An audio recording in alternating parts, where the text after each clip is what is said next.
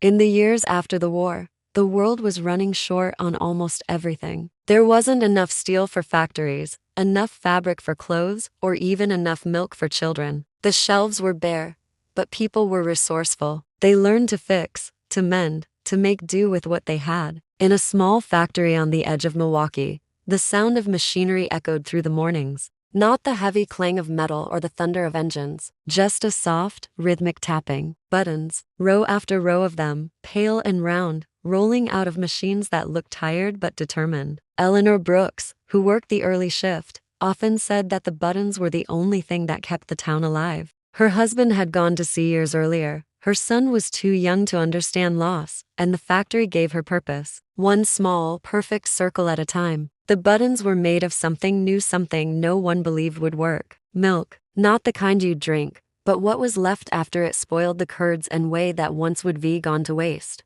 Scientists had discovered that when treated with chemicals, those leftovers could harden into a smooth, durable material called casein. At first, people laughed.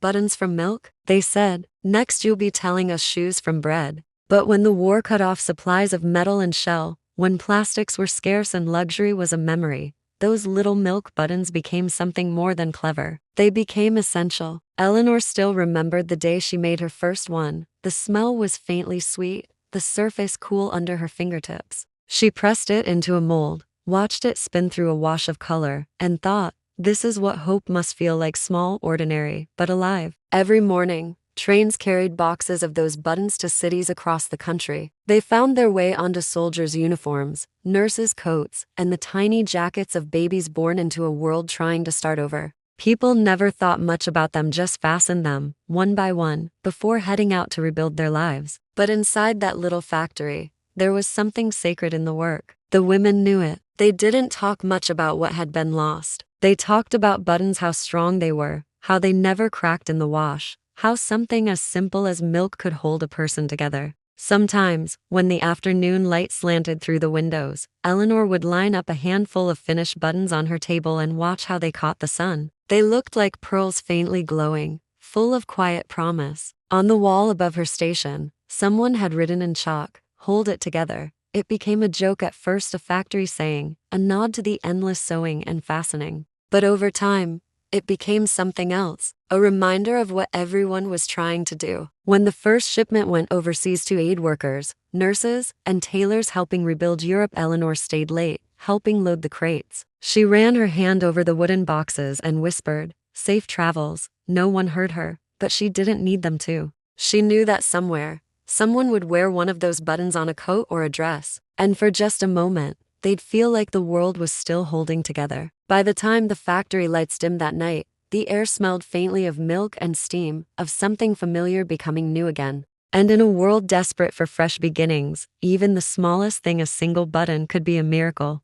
By the spring of 1947, the little button factory in Milwaukee had become something of a legend. Not because it was grand or wealthy, far from it. The roof still leaked when it rained, the paint peeled in strips, and the boiler hissed like an old kettle on the stove. But what came out of that place, soft circles made from leftover milk, had somehow found their way into nearly every corner of post-war America. The buttons were on children's school uniforms in Illinois, on nurses' coats in Detroit, and on wedding dresses sewn from repurposed fabric in Kansas. Somehow, in a world where so much had fallen apart, these tiny discs had become a quiet symbol of what it meant to hold on and hold together. Eleanor Brooks never imagined that her work would matter beyond the factory walls. She was just one woman among dozens, arriving before dawn with a lunch pail and her son's small photograph tucked into her apron pocket. But one morning, the factory foreman, Mr. Wallace, pinned a telegram to the bulletin board. It was from a women's clothing cooperative in France, a group of seamstresses rebuilding their shop after years of silence. It read simply, "Your buttons reached us. They make our clothes whole again. Merci." The women stood in silence after someone translated it aloud. A few smiled, one wiped her eyes. For the first time in years, they realized their work had crossed oceans. In those years, nothing was wasted. The milk that farmers couldn't sell was collected and sent to factories. Chemists treated it carefully, separating the proteins, drying the powder, and turning it into a plastic that could be molded and colored. The process was slow, delicate, and often smelled faintly of sour cream. But to Eleanor, it smelled like a new beginning. She still remembered the first time she took her son, Henry, to the plant. He was 8 years old and endlessly curious. "Buttons made from milk?" he asked, wrinkling his nose. "Yes," she said, smiling. "From what people throw away. We make something that lasts." He thought for a moment, then nodded. "So it's like people then." She never forgot that. As the country slowly recovered, orders poured in from everywhere. Factories like theirs began popping up in Ohio, Pennsylvania, and even as far as California. Every one of them followed the same simple idea: take what's left behind, make it useful, make it strong. But for Eleanor and the women at the Milwaukee plant, it was never just business. They began to write small notes and tuck them into the shipping boxes, little scraps of encouragement, written on the backs of order forms. "For someone starting again, made with care in Milwaukee. Hold it together, we believe in you." They never knew if anyone read them, but the thought made the work lighter. Some evenings, when the shifts ran late, the radio played softly in the corner. Swing music, faint and crackly. The women hummed along as they worked. It was hard to explain, but there was something healing in that sound. The rhythm of machines, the laughter between co-workers, the hiss of steam. Life, in its own small way, was beginning again. One Friday in May, a shipment of buttons was sent to Washington for display at an industrial fair, an exhibit celebrating American innovation. The news spread quickly through the factory. Most of the women had never been beyond their county, yet now their work would sit under glass in the Capitol. Mr. Wallace made an announcement over the intercom. "Ladies, I believe the world is about to find out that hope can come from a pint of milk." That afternoon, the women worked slower, careful not to spill or spoil a single batch. They polished each button until it gleamed. For once, the chatter fell silent, replaced by the steady hum of pride. When the exhibit opened, the newspaper called it the invention that smells like home. Reporters wrote about how casein plastic had changed post-war industry, how something once wasted had become a foundation for recovery. But none of them wrote about Eleanor, or the dozens of women who worked 12-hour shifts to make it happen. And somehow that felt right, because the story wasn't about invention or fame. It was about survival, about ordinary people who refused to give up, even when the world gave them nothing but scraps to work with. Late one evening, after the factory lights went out, Eleanor walked home with a single button in her pocket. She ran her thumb over its smooth surface, still warm from the press, and thought of all the hands that would soon touch one just like it. She smiled. Maybe her son was right. Maybe people were just like buttons, fragile on their own, but strong when fastened to something that matters. By the summer of 1951, things had begun to change again. The war was further behind now, the world turning its attention toward shiny new futures: jet engines, color television, and plastics that came not from milk, but from oil. Progress, they called it. The Milwaukee factory still stood, but it was quieter these days. Fewer trains arrived, fewer letters came in. Casein buttons, once a miracle, were now being replaced by the newer kind, the kind made from petroleum. They were cheaper,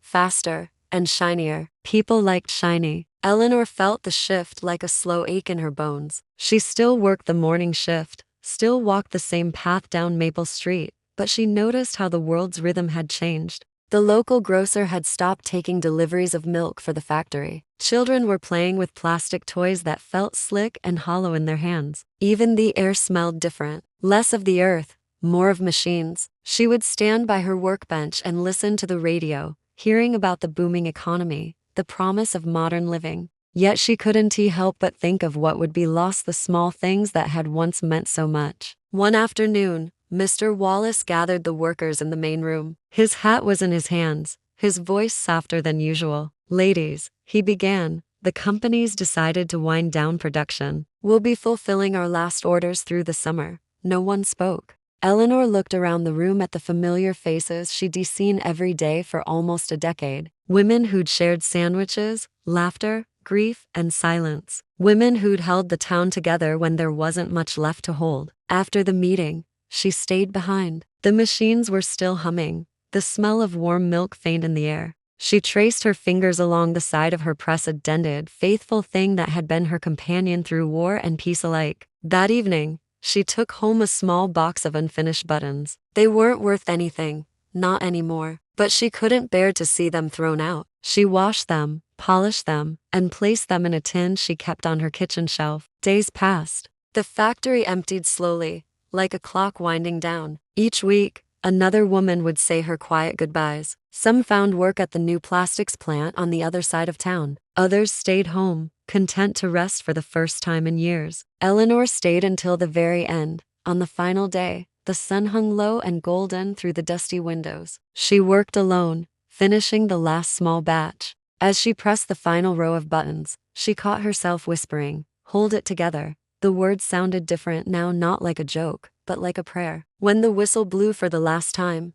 she didn't cry. She simply stood there, hands resting on the machine, eyes on the pile of gleaming milk buttons, the last of their kind. Later that evening, she walked home carrying a single crate. Inside were 200 buttons, still warm. She didn't know what she'd do with them, only that she couldn't leave them behind. Years went by, the building was sold, then torn down. A parking lot took its place. People forgot. The world moved on to new materials, new machines, new lives. But Eleanor kept the crate in her attic. Every once in a while, when she couldn't sleep, she'd take it down, open the lid, and run her hand through the buttons. They made a soft, delicate sound like rain against a window. Each one was smooth and cool, a perfect circle of memory. Each one was a reminder that once, when the world was broken, people had found a way to hold it together. When her son Henry grew up, he studied engineering and left for the city. On the day he moved out, Eleanor handed him a small tin of buttons, the same tin she'd kept for years. He laughed. "Buttons, Ma?" She smiled. "For when something comes loose." He didn't understand then, not really, but he kept them anyway. And decades later, when he found himself mending his daughter's coat one winter evening, he opened that same tin and chose one of those milk-white buttons. It gleamed faintly under the lamplight, catching a little bit of the warmth that had once filled a quiet factory in Milwaukee. He sewed it on carefully, tied the thread, and sat back for a moment. The button was small, barely noticeable, but in its own way, it was still holding things together. It was the spring of 1984 when Anna Brooks, Eleanor's granddaughter, climbed into the attic of her family's old house. The air was thick with dust and time, filled with the faint scent of cedar and old paper. She wasn't looking for anything special, just trying to help her father clear out boxes before the movers came. Most of what she found was ordinary: photo albums, brittle newspapers, a radio that hadn't worked in decades. But tucked behind a stack of yellowed magazines, she noticed an old wooden crate with the words "Brooks Manufacturing Co." faintly burned into the side. The hinges creaked as she opened it, and inside were hundreds of small milk-white buttons, each one smooth as glass. At first, she didn't understand what she was looking at. They gleamed faintly in the dim light from the attic window, like tiny pearls scattered across a forgotten ocean floor. Her father came up the ladder behind her, coughing from the dust. "Oh," he said softly, "you found her buttons." He told her about Eleanor, how she'd worked at a factory that made buttons from milk, how she used to say that every one of them held a story. Anna listened, transfixed. It seemed impossible that something so delicate, so simple, could have come from the same hands that had lived through war, loss, and rebuilding. Later that evening, after her father went downstairs, Anna stayed in the attic. She ran her fingers through the pile, and the buttons made that same gentle sound Henry had once heard, like rain on a roof. She imagined her grandmother standing at a workbench decades earlier, pressing each one, believing that even the smallest acts mattered. She picked up one button and held it to the light. The surface shimmered faintly, and for a brief moment, she could almost see the reflection of a younger woman's sleeves rolled up, eyes tired but steady, shaping a future from the remnants of milk. Anna smiled through the quiet. The world had changed so much since Eleanor's time. Everything now was disposable: clothes, tools, even memories. But here, in her hands, was something made to last. A few days later, she decided to honor her grandmother in her own small way. She took a handful of the buttons and strung them together with thin wire, creating a mobile that hung near her kitchen window. When the morning sun came through the glass, the buttons caught the light and scattered it across the room in soft, glowing circles. Visitors often asked about it. "They were my grandmother's," she would say. "She made them from milk." Most people blinked in disbelief. "From milk?" Anna would nod, smiling. "Yes, from what was left over." She used to say it was proof that nothing good is ever truly wasted. Over time, the buttons became more than decoration. They became a story she told her children about resilience, about kindness, about how people once turned scarcity into strength. Years later, when her daughter Emily took the mobile to hang in her college dorm, Anna hesitated for a moment. "Be careful with it," she said. "It's fragile." Emily smiled. "So was Grandma, right?" That night, as the house settled into quiet, Anna stood by the window, looking out at the small town lights beyond the trees. She thought of all the invisible threads that connected her life to her grandmother's the same way a button fastens fabric together, keeping it from unraveling. She whispered softly into the still air, "Thank you for holding us together." The wind shifted. One of the buttons swayed gently, catching a last bit of sunlight before the evening took it. For a moment, it glowed not just white, but warm, like something alive. And in that faint, flickering light, Anna realized something her grandmother must have always known: the things we create with care, no matter how small, no matter how ordinary, outlast us.